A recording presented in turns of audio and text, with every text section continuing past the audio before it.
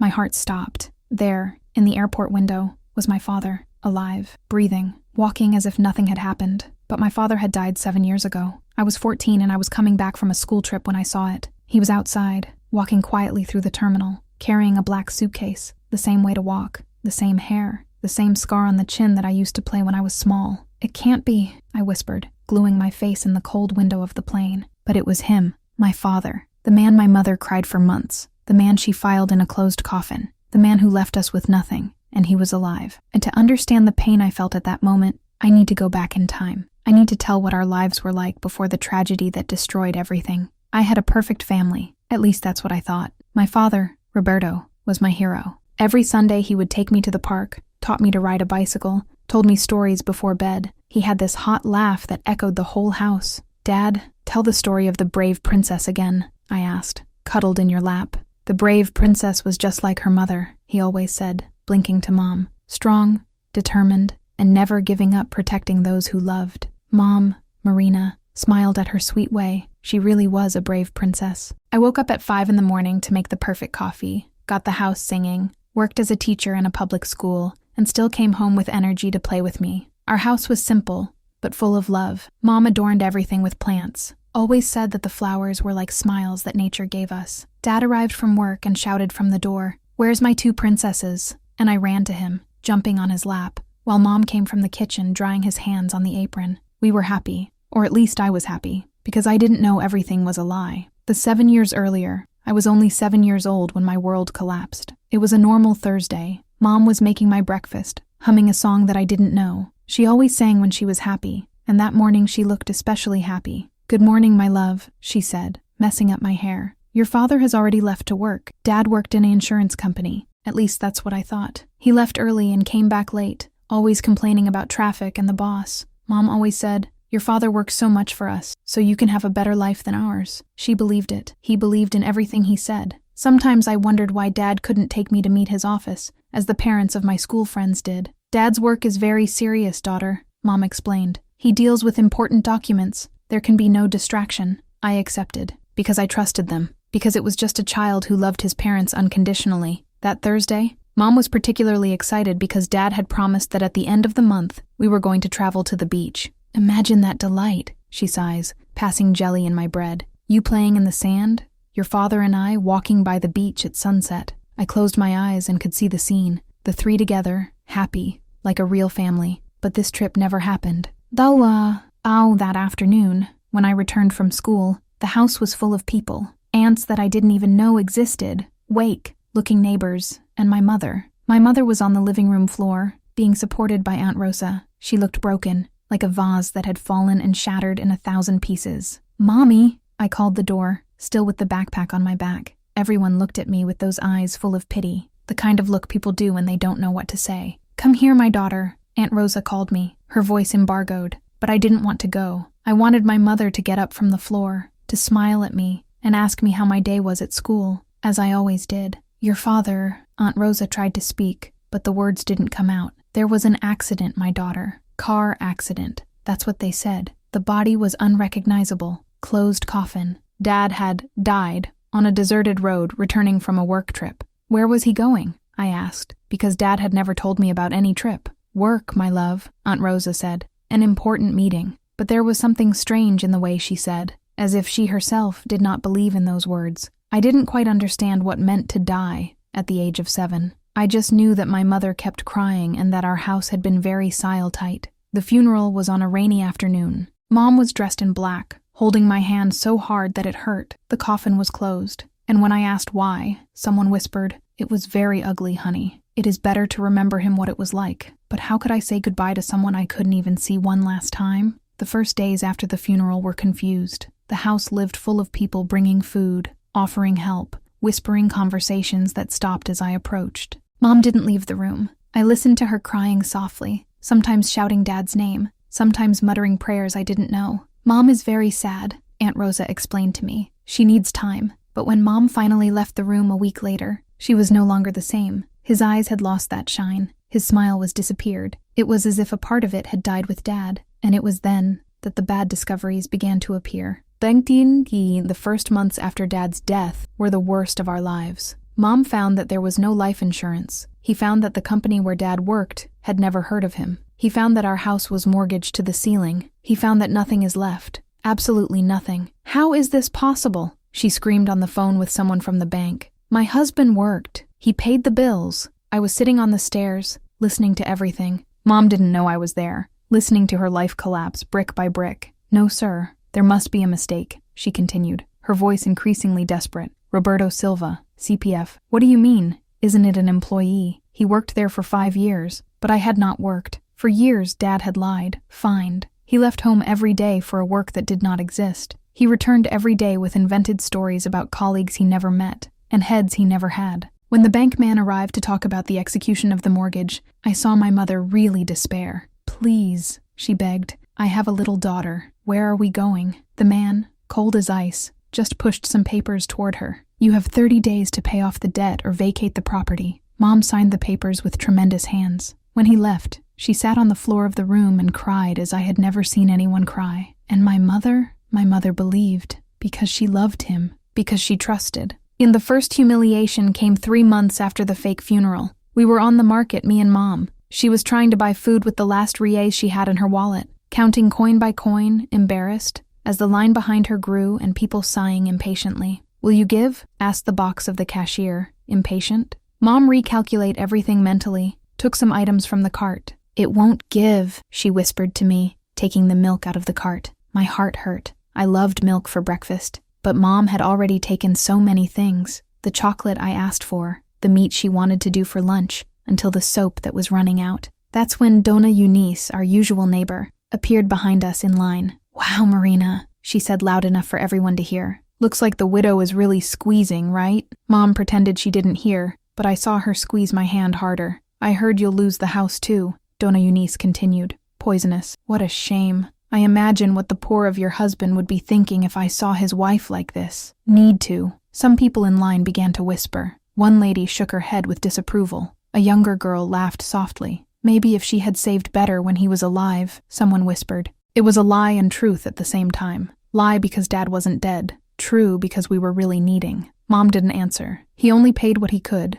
took the bags, and went out in silence. On the way home, she cried. Forgiveness, my daughter, she sobbed. Forgiveness for not being able to give you what you deserve. I was 8 years old and already knew that my mother was the strongest person in the world. She woke up at 5 in the morning to clean other people's homes. He was back at 10 in the night after cleaning offices. On weekends, she sewed clothes until dawn. Her hands were rough, your eyes, always red of tiredness. Its posture, curved by the weight of responsibility. All to keep us standing. All as he cried a man who had pretended his own death to abandon us. For years, Mom carried the blame. She was blamed for not realizing the lies, was blamed for having believed. He blamed himself for not being able to support us right alone. If I had been a better wife, she muttered sometimes when she thought I wasn't listening. If I had paid more attention, if I had suspicious, but how could she suspect? Dad came home every day at the same time. It had detailed stories about the work. He showed anger when he spoke of the boss, complained about his colleagues, even invented gossip over the secretary. Marina, you can't imagine how incompetent that woman is, he said during dinner. Today she lost an important document and almost blamed me. And Mom listened carefully, worried, offering advice on how to deal with hard people in the workplace. He was a perfect actor, and she, a passionate wife who would never doubt the love of her life. But she had been perfect. She was the one who woke up in the middle of the night when I had a nightmare. She was the one who made my school uniform was impeccable even when we had no iron to pass. She was the one who shared the last bread so that I could eat more. She was the one who kept pennies on a cookie can to buy me a gift on my birthday. She was the one who invented games when we didn't have money to leave. She was the one who hugged me when I asked why we were different from other families. Daddy? Dad had only lying. For years. For her. For me. To everyone. Kaya. At 14, I had already matured more than any girl my age should. I had already seen my mother be humiliated on the bank, in the market, at school when I couldn't afford the excursion fee. I had already lying to friends about why our house was so simple, why I didn't have new clothes, why Mom worked so much. I was already ashamed, anger, revolt, but never, not for a second, I doubt my father had died. And now, at 14, at the airport, I had seen him, alive, breathing, free, while my mother killed herself to work to pay the debts he left. I went down the plane in a trance. I took my luggage, went to the meeting point where Mom was waiting for me, but my mind was elsewhere. Had I imagined? Did suffering make me see things? But when I arrived at the landing lobby, I saw him again, this time more closely. He was hugging a blonde woman I had never seen. A beautiful woman, well-dressed, with a golden alliance shining on her finger. She was wearing a dress that cost more than Mom won in 3 months. They were smiling, laughing, happy, as if they were a couple in love returning from honeymoon. And when he turned, adjusting his suitcase on his shoulder, looking for the exit, our looks crossed. He saw me, recognized me, and what I saw on his face was no surprise. It was fear, the same fear of who is caught in the act, who knows that the lie is over, who knows that the truth is about to explode.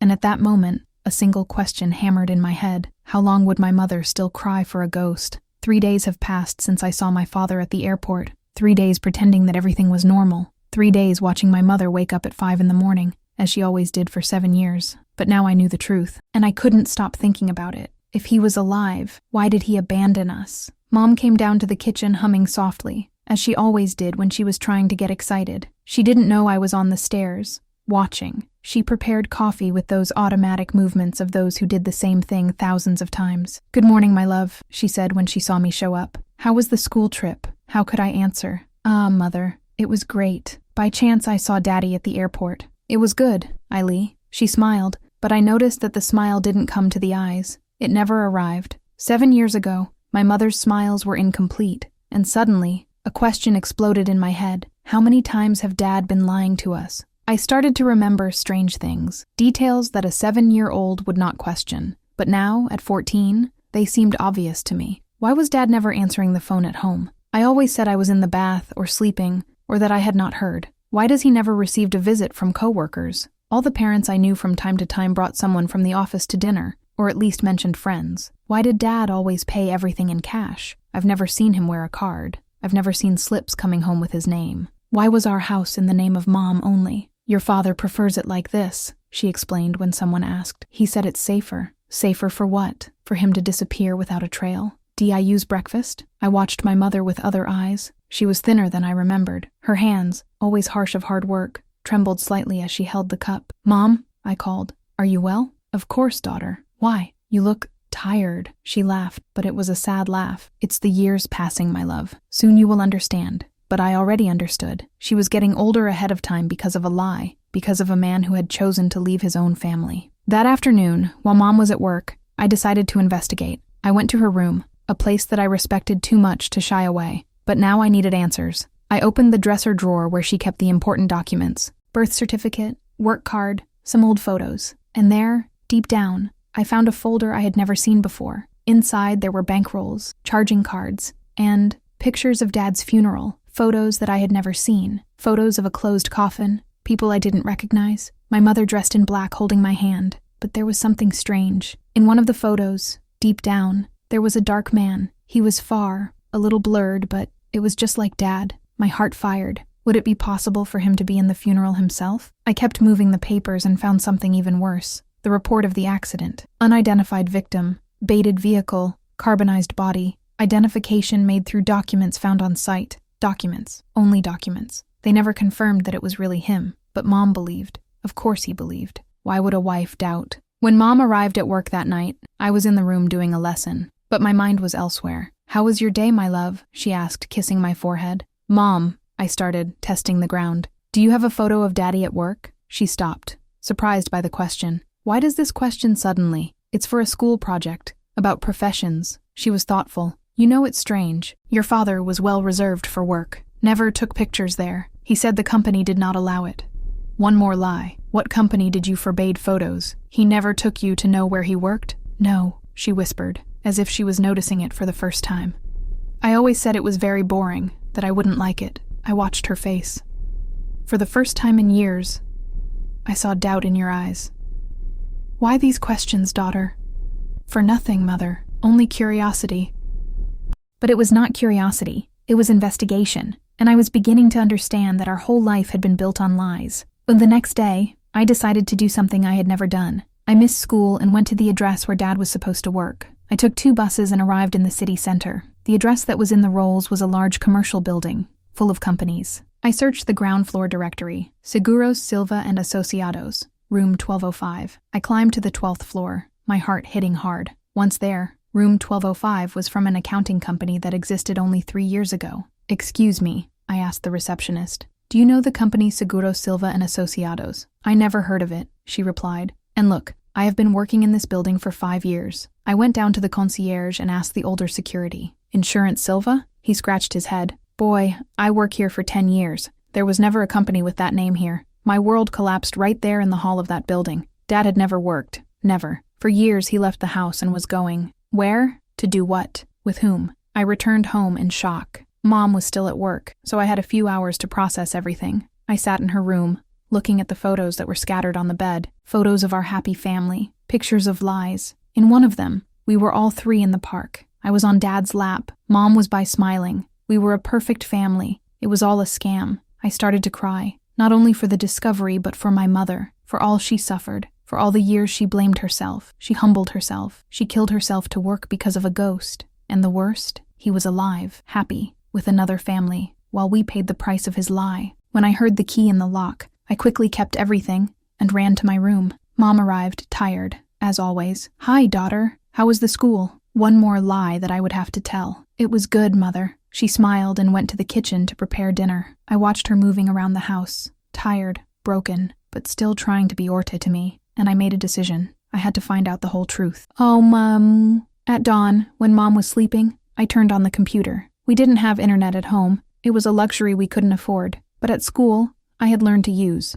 The next day, at the time of the recess, I went to the school library and researched forged death, how to find out if someone is really dead, such as investigating a false death. I found that it was more common than I imagined. People who forged their own death to escape debts, responsibilities, families. Of families. The word hurt me in the chest. I also found that it was possible to ask for a duplicate of the death certificate, that it was possible to question a medical certificate, which was possible. What are you doing? Asked my friend Carol, appearing behind me. Research for a job. Lied again. Carol looked at the screen and frowned. Work on death pretended? What a strange matter. I closed the browser quickly, but I had seen enough. I knew there were ways to investigate. I knew I could find out the truth. The question was I ready to destroy my mother's world? And that night, Mom noticed that I was different. You're very quiet today, daughter. Did something happen? I looked at her. I really looked. I saw the early wrinkles around your eyes. I saw her gray hair she was trying to hide. I saw the calloused hands from so much work. I saw a woman who had given her life for a lie. Mom,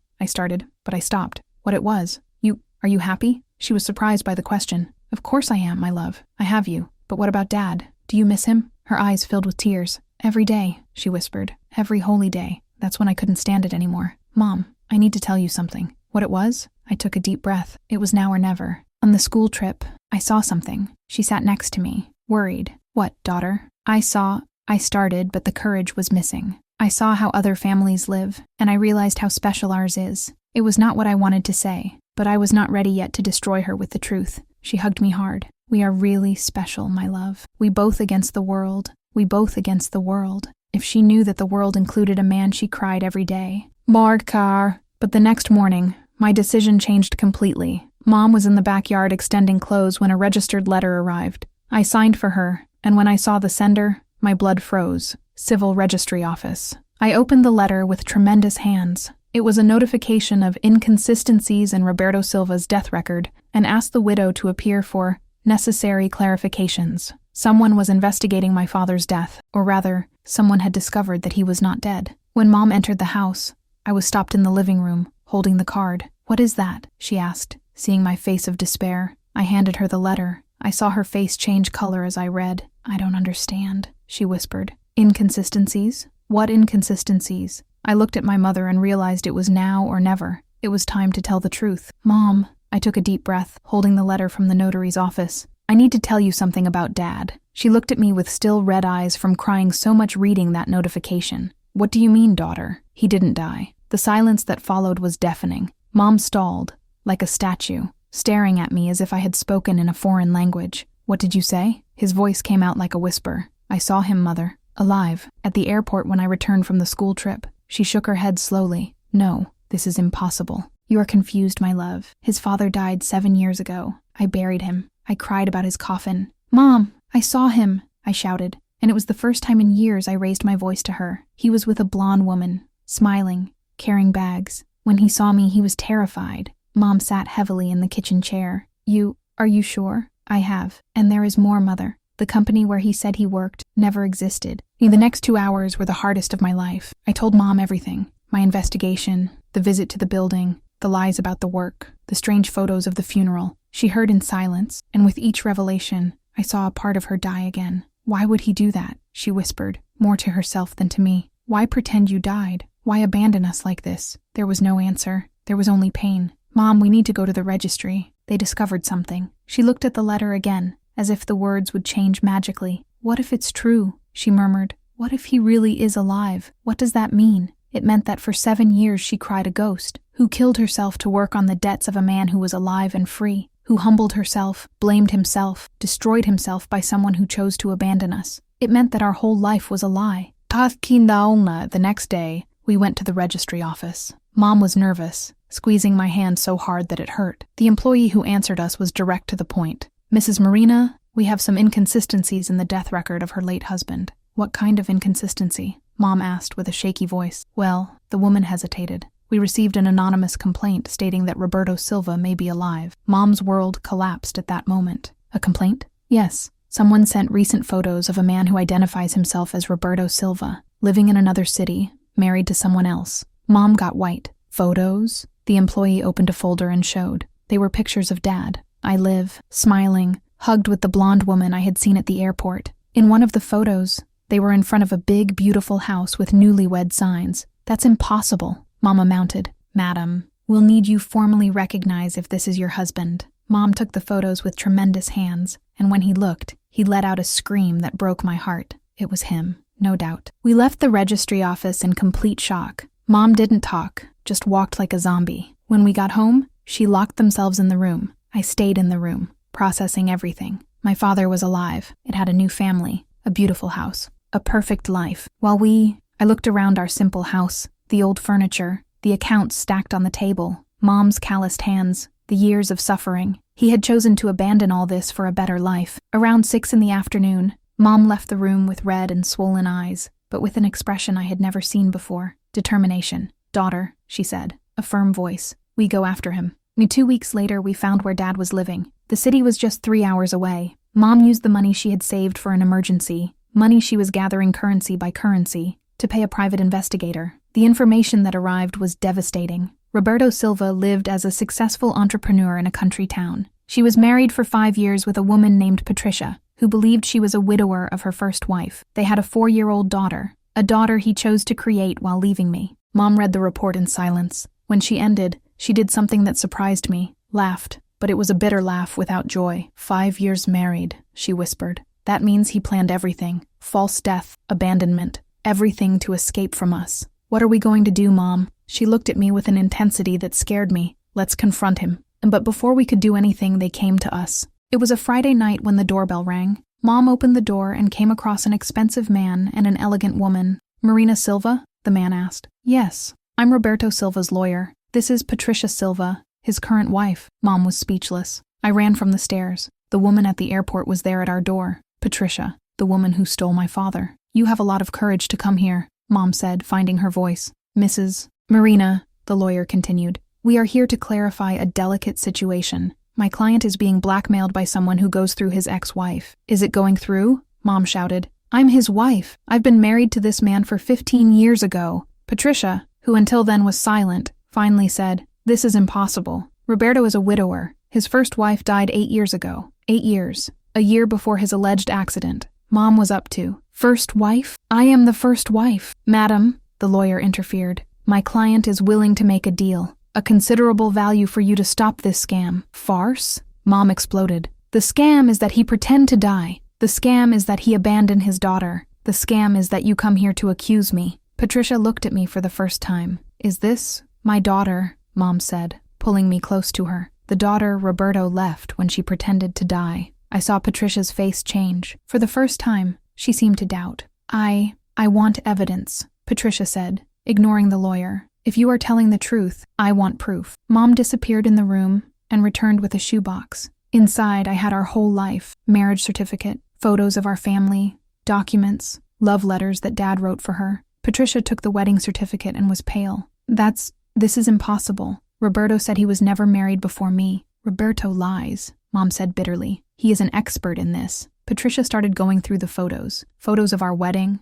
my birth, my first years of life, our natal in the family. And as she saw, her expression was changing distrust to shock, from shock to horror. "My God," she whispered. "These photos are recent. Some are from when I was already with him." It was true. Some photos were from when I was 5, 6 years old. Time when Dad was already dead to us, but still lived with us. Patricia looked at the lawyer, who was clearly uncomfortable. "James, get out of here." "Patricia, do not believe these." "Skirt!" she shouted. When the lawyer left, Patricia sat in our simple room and looked at Mom. "Tell me everything," she said. "I need to know the truth." For 2 hours, Mom told our story. Patricia heard in silence, sometimes asking questions, sometimes just shaking her head in disbelief. "He told me that his wife had died of cancer," Patricia muttered, "said it was very suffering, that so I didn't like to talk about it." "Cancer," Mom laughed bitterly. "The only sick thing here is his soul. And you." Patricia looked at me. "How old are you?" 14. She did the math quickly. "Our daughter is 4 years old. That means when she was born.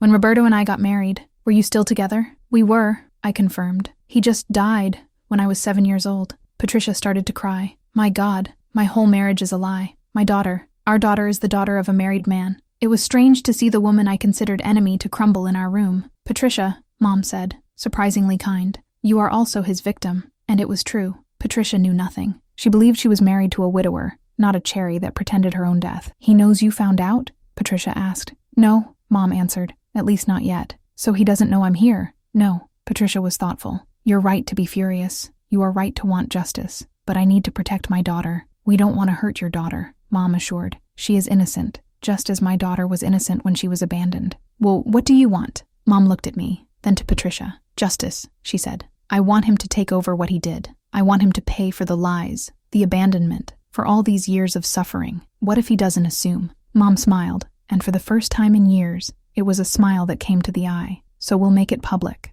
Let's tell everyone who Roberto Silva really is." Patricia was silent for a long moment. "I'll help you," she said finally. And that's how 3 women, a betrayed wife, a deceived wife, and an abandoned daughter, decided to join the man who lied to all of us. But Dad didn't know what was coming, and when he found out, it would be too late to escape again. Patricia's plan was genius. "He will be at the inauguration party of his new company branch," she told us 3 days after that conversation that changed everything. "It's a public event, with city entrepreneurs, local authorities. The whole elite will be there." Mom and I were sitting in our simple room, listening to Patricia describing the luxurious world where Dad lived now. "And are you sure he'll be there?" Mom asked. "I have. He is the main partner. It will be the center of attention, as always likes." Patricia had changed completely in recent days. The elegant and confident woman who appeared on our door now seemed broken, but determined. "He told me he had a work meeting this weekend," she continued bitterly. "You must be making excuses not to take me. Now I know why." "What are we going to do there?" I asked. Mom looked at me with that particular look that I was learning to recognize. "Let's tell the truth to everyone." In the following days, Mom became a person I barely recognized. She was no longer the broken woman who woke up at 5 in the morning just to survive. Now she had in purpose the daughter she told me on Thursday, as she reviewed the documents we were going to take. "I spent 7 years blaming myself for not being good enough for him. 7 years thinking he had failed as a wife." She held the wedding certificate, that yellowish roll that proved she was the real Mrs. Silva. But I didn't miss it. He who betrayed us. It was the first time in years that I saw Mom talking with such confidence about herself. Patricia appeared in our house every day. She brought information about Dad, about the party, about the people who would be there, but it also brought something more. Support. "Marina," she said in one of these visits, "I know this is weird. We both here planning it together. It's really strange." Mom agreed. "But you were also his victim." "The difference is that you really suffered," Patricia muttered. "You lost everything. I just lost illusions, but it was not true." Patricia had also lost a lot. She found that her marriage was a scam, that the man she loved was a professional liar, that her little daughter was going to grow knowing that her father was a criminal. "We both lost," Mom said gently. "Now let's make him pay." The plan was simple, but effective. Patricia would enter the party normally, as she always did. We would arrive an hour later, when the event was at the height, with all the important guests present. "He'll be talking," Patricia informed us. "Roberto loves to be the center of attention. It is always at this time that he displays more. Perfect. The more people saw, the better." On Friday, the eve of the confrontation, Mom did something that surprised me. He bought a new dress. "Mom, are you sure? This money?" "That money," she interrupted me. It's for me to feel worthy tomorrow. For 7 years I got dressed in old clothes, humiliated myself, diminished. Tomorrow I will be standing, like the same. When she left the dressing room, I hardly recognized her. The navy blue dress was simple but elegant. She was beautiful, but more than that, she was strong. "How am I?" she asked. "You're perfect, Mom." And she was. For the first time in 7 years, my mother looked like a woman who knew her own value. Saturday arrived with a thin rain. Mom was nervous for breakfast, but it was not the nervousness of fear. It was the anxiety of those about to do justice. "Are you sure you want to go?" she asked me for the 10th time. "It will be hard to see him, see how he is living." "I want to go, Mom. I need to be there." Because I really needed. He needed to see his face when he found out that he had been discovered. I needed to see him pay for what he did to my mother. We took 2 buses to get to the city where Dad lived. During the trip, Mom stared at the window, lost in thoughts. "What are you thinking?" I asked. "I'm thinking the first time your father lied to me," she said calmly. "It must have been early on, and I didn't even realize it. He was so convincing." "Mom, you couldn't know." "Not even. But now I know, and that will end today." The inauguration party was in a luxurious hotel. When we arrived, it was already packed. Cars expensive at the entrance.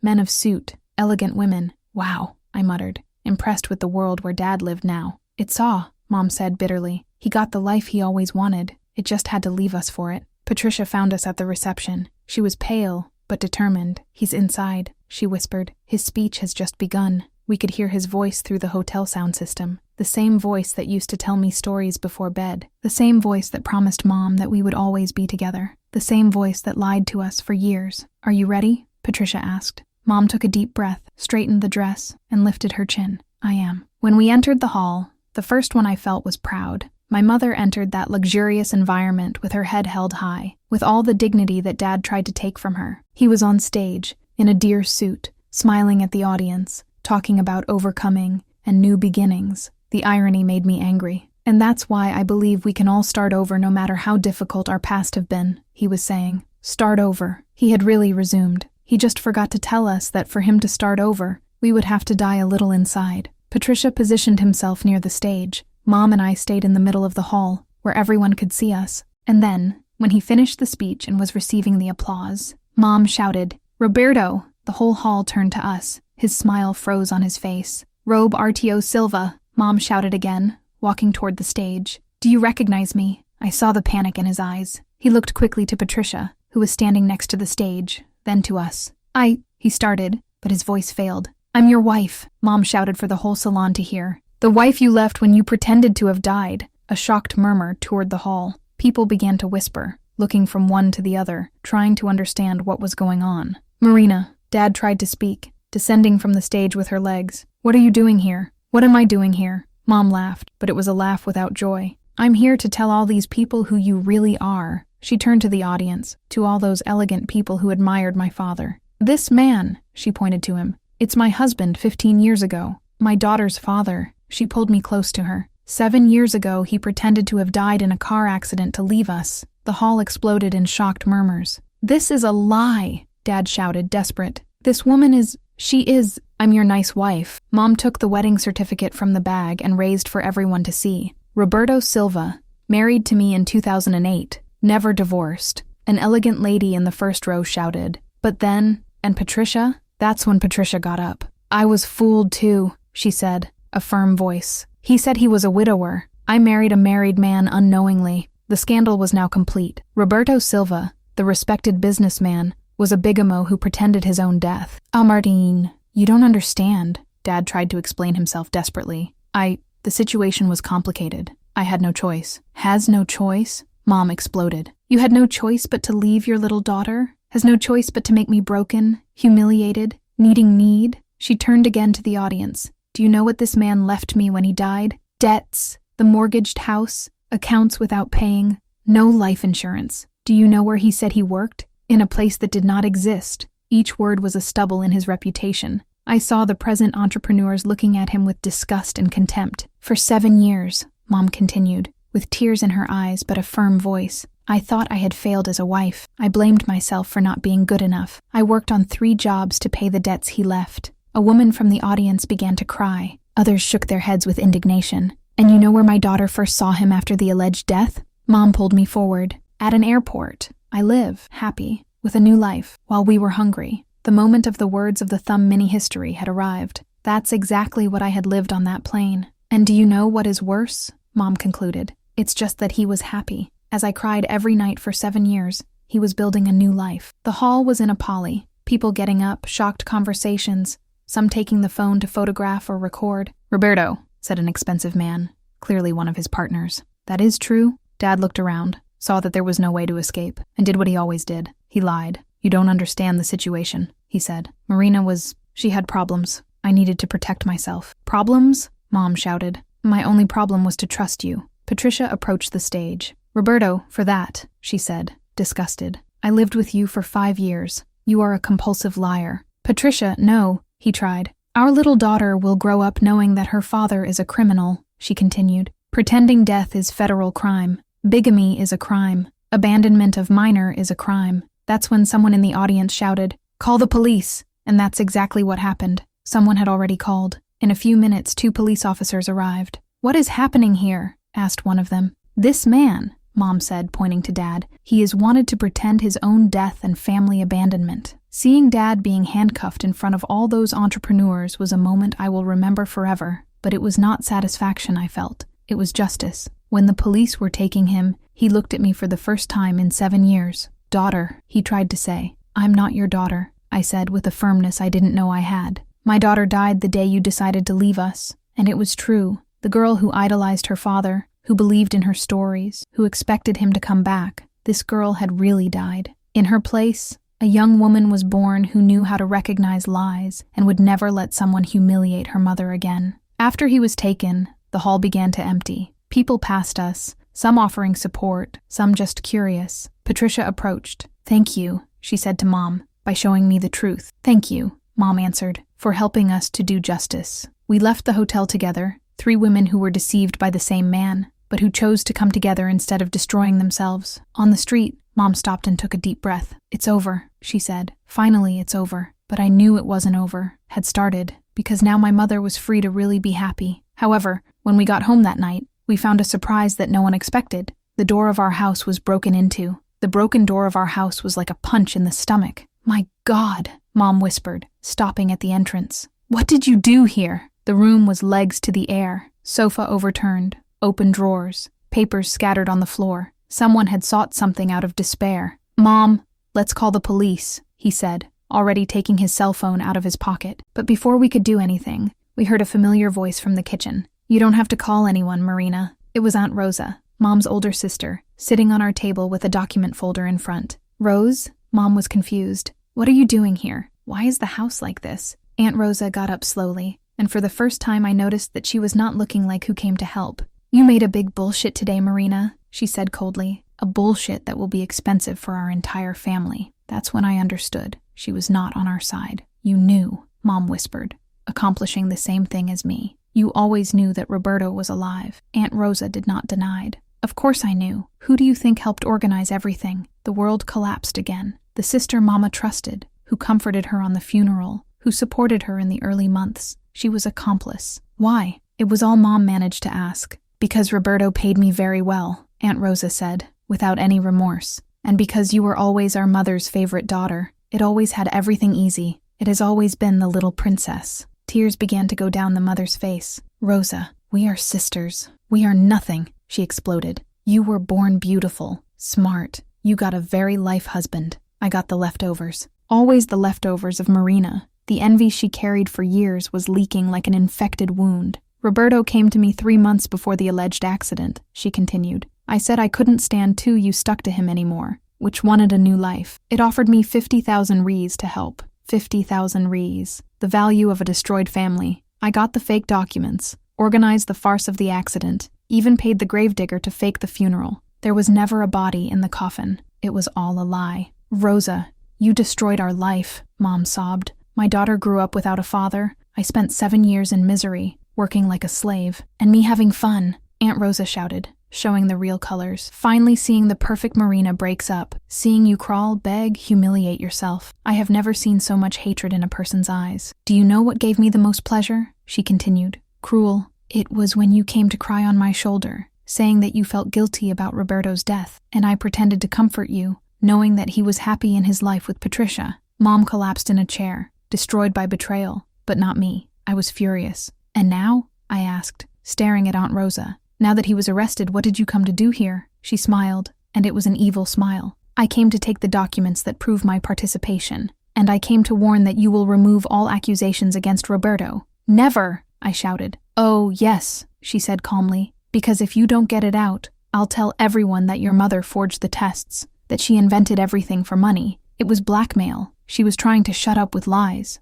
No one will believe you, Mom said, finding a little courage. No? Aunt Rosa laughed. I have years of messages you're borrowing money. I will say that you found out that Roberto was alive and decided to blackmail him. Who do you think will believe? In the desperate widow or in the worried sister? She had thought of everything, or at least I thought I had. That's when I remembered what had happened earlier. Aunt Rosa, he said with a smile she didn't understand. You forgot of one thing. What are you talking about? I pulled my cell phone and showed the screen to her. The party today was broadcast live on the social networks of Dad's company. Everything that happened was recorded, including him admitting that he pretended to death. I saw her face change color. And there's more, I continued. Patricia recorded the conversation where he confesses everything to her last night. She sent us the audio by WhatsApp an hour ago. It was true. Patricia, smart, had recorded the discussion she had with Dad when she said she found out about us. And do you know what is better? Mom got up, recovering the strength. We have already given everything to the police,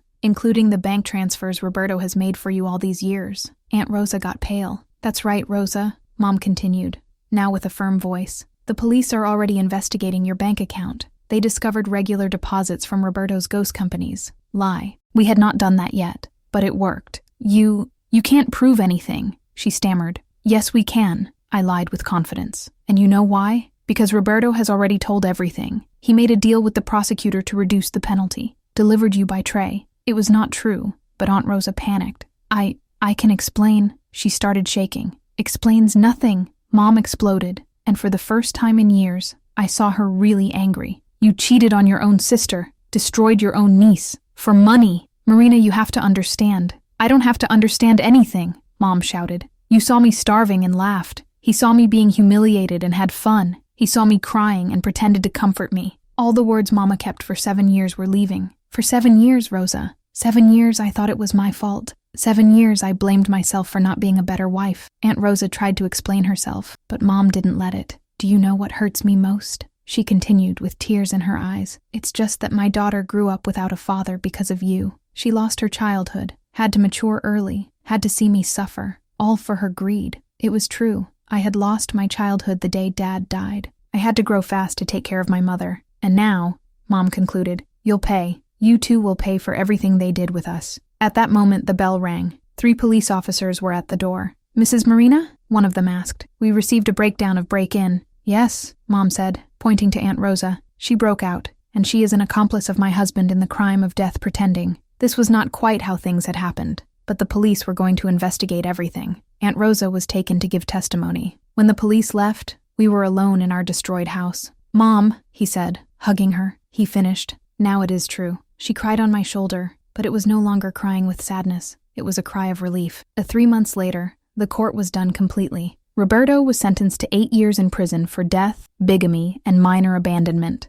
Aunt Rosa caught 4 years as an accomplice. Most importantly, we found that all these years, Dad had a secret bank account with a lot of money that was ours by right. Justice determined that all his heritage be divided between me and Mom. Suddenly, we were not poorer, but money was not the most important. Patricia became our friend. The sister I won, her daughter with Daddy, was also part of our life now. It was strange, but good. We were all victims of the same man, and it united us. Mom went back to study. I always wanted to be a nurse, but never had the opportunity. Now I had time and money to realize the dream. I also returned to studies. At 17, I managed to enter a good private school. But the biggest change was in Mom. She really smiled again. He sang again in the morning. He became the strong woman who always was again, but who had lost herself in the 7-year-old lie. A year after his arrest, Mom met John, a widower who attended the same church as us. He was kind, honest, and most importantly, he was real. Daughter, she told me one morning, preparing coffee as she always did.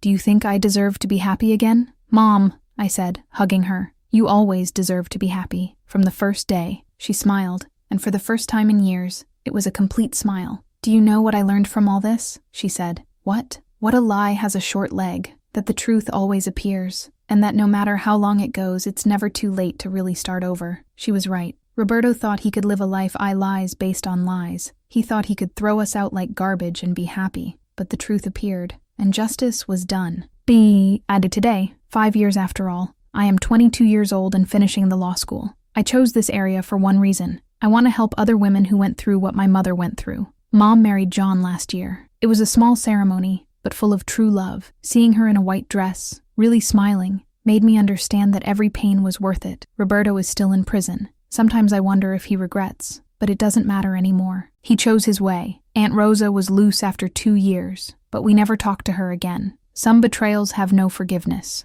Patricia and I are almost sisters now. She helped me understand that not all people who look like enemies are really enemies. Sometimes they are just other victims of the same story. The little sister, who is 9 today, calls me an older sister. She doesn't completely understand what happened, but knows that Dad did the wrong things, and that's why she has a bigger family now. But the memory I keep most from that day on the plane. I was on a flight when I saw my father killed live again. That moment changed everything. If I had not seen him at the airport, we might never have discovered the truth. Mom would continue to blame himself, killing herself to work, living a life she didn't deserve. Sometimes I think, what if I hadn't looked out the window? What if I hadn't recognized him? What if I hadn't had the courage to tell Mom? But it happened, because some things are fate. Today, when I see my mother wake up singing, when I see her happy with John, when I see the shine coming back to her eyes, I know we did the right thing. The truth hurts at first, but frees forever, and we are free. DC sends Spark the final message. If you have gotten here, it is because it understands that this story is not just about lies and betrayal. It is about courage. The courage of a mother who worked 3 jobs to support her daughter. The courage of a daughter who did not let injustice pass. The courage of 2 women who refused to accept a life built on lies. My mother always said, life can break you, but you can't defeat you, not if you don't allow it. She was right. No matter what you are living now, no matter who cheated on you, abandoned you, humiliated you, you deserve the truth. You deserve justice. You deserve to be happy. And if someone you love is living a lie, as my mother lived for 7 years, tell the truth, even if it donates, even if it's hard, because in the end, the truth always releases, and we all deserve to be free.